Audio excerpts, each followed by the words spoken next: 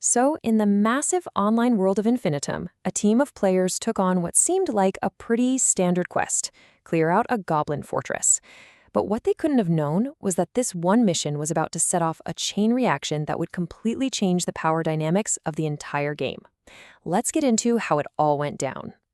All right, so after smashing through a goblin camp and then taking out a major outpost, our team has really proven themselves to the captain of the guard. So for their final task, he hands them the big one: take down the main goblin fortress and stop the goblin attacks once and for all. Now, the team is smart. They know that just charging the front gate of a fortress is, well, it's a terrible idea. So instead of drawing their swords, they huddle up and come up with a plan that's not about strength, but about pure, wild deception. Okay, get ready for this. The plan is to literally just walk up to the front gate. Drugandar, who happens to speak Goblin, is going to tell the guards that they're not adventurers, oh no. They're actually goblins who got hit by a terrible curse that, made them look completely different. It's a crazy long shot, but hey, they're hoping the goblins aren't exactly the brightest bunch. And yeah, the plan immediately falls apart. The four guards at the gate, not to mention the archers on the walls above, they're just not buying it at all. It seriously looks like the mission is about to end right there with a whole bunch of arrows. But this is where things get really cool. This is one of those moments that shows how a single player with the right skill can save a whole mission. In that tense little moment, Captain Dash 2, the team's illusionist wizard, thinks fast. She pops off the disguise self-spell, and just like that, her entire appearance changes. She's a goblin now, and she yells something like, "Look, the curse, it just wore off for me." And you know what? That's all the proof those goblin guards needed. They are totally blown away by what they just saw. They believe the whole crazy story, and the huge fortress gates creak open. The whole team just gets waved right on in.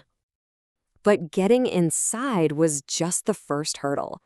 They find out pretty quick that the goblin leader doesn't just meet with anyone. Nope. If they want to talk to the boss, they have to become official guards of the fortress first. So, how do you become a goblin guard? Well, you've got to prove you can fight.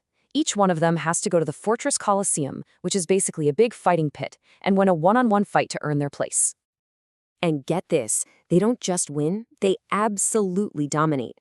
One by one, every player on the team steps into that pit, and every single one of them walks out a winner.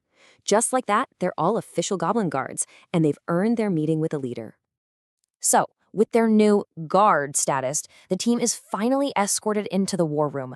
They're ready to face the big bad, the mastermind behind the whole goblin army.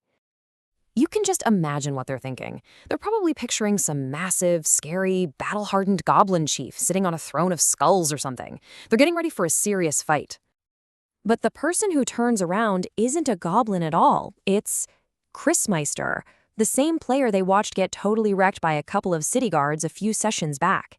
He's somehow become the leader, and he's even bragging about having one of the legendary 10 crystals.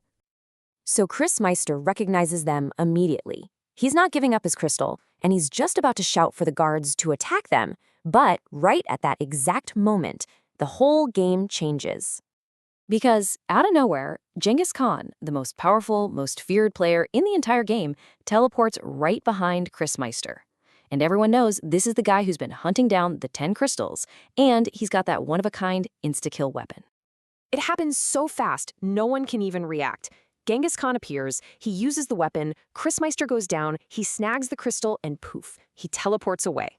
The whole thing took maybe 3 seconds, and everyone in the room is just left standing there in total shock. And in that stunned silence, one single terrifying number hits them. They do the math in their heads, and they realize the horrible truth. Genghis Khan now has 7 of the 10 crystals. If a player gets all 10, they become the owner of the entire game, and he's getting dangerously close. But they don't even have time to process this massive new threat. Because with Chrismeister gone, there's a power vacuum, and the goblins immediately explode into total chaos. They declare a giant free-for-all brawl right there in the fortress. Last goblin standing becomes the new leader. Valha, the team's paladin, sees a chance and jumps into the fight, thinking maybe he could become the new leader. But he's this huge stone Goliath, and trying to hit these tiny little goblins swarming him is almost impossible. They just overwhelm him and take him out of the fight pretty quickly.